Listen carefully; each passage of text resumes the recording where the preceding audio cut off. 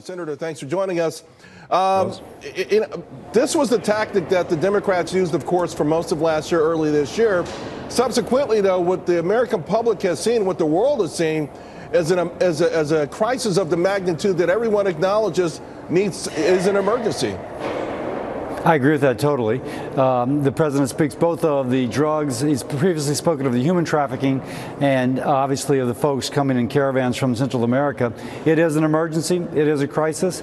I think we need to all be on board in terms of staunching this flow, if you will.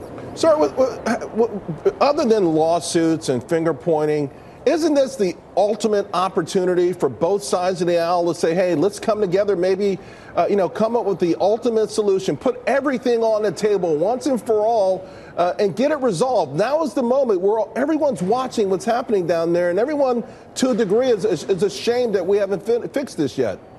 I agree with that premise. I'm not sure everyone, though, would. Keep in mind, some on the left wish to abolish ICE. They wish to have open borders. Now, I would like to think, Charles, that everybody is on the same page on this, but everyone is not. That said, your point is well taken. There's been money appropriated. There's been programmatic programs put into motion. We need to obviously allow those to go as expeditedly as possible, but I do think there's more, and this would be a great time for Democrats to decide to cooperate with Republicans. With respect to President Trump potentially closing the border, where do you stand right now on there? I think that could be counterproductive in the sense that right now our caravans are coming from Central America.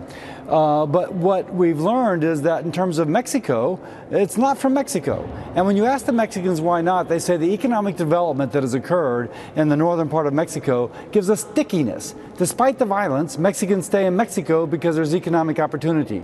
I don't want to thwart that economic opportunity that has addressed the issue of Mexican immigration as we attempt to staunch the flow from Central America. So I want to change course here because a big news story this week, of course, is President Trump saying that your party will address replacing Obamacare after the election. Where are we right now with respect to improving our health care system, a topic that right now resonates as the #1 in this country? Yeah, I've got about, maybe as many as 10 different bipartisan bills that would benefit everybody no matter what your health care. For example, price transparency helps the person on Medicare as well as the person with commercial insurance. Lowering drug prices helps the person who is on Medicaid because taxpayers pay less. I could go on. Republicans clearly have a vision. It is to give power to the patient. I would argue the Democrats have a vision, and that is to have power over the patient, requiring them to give up their commercial insurance to go to Medicare for all. So there will be that debate going forward. In the meantime, we lay the foundation for success after 2020. Senator Cassidy, thank you very much. Appreciate it. Thank you.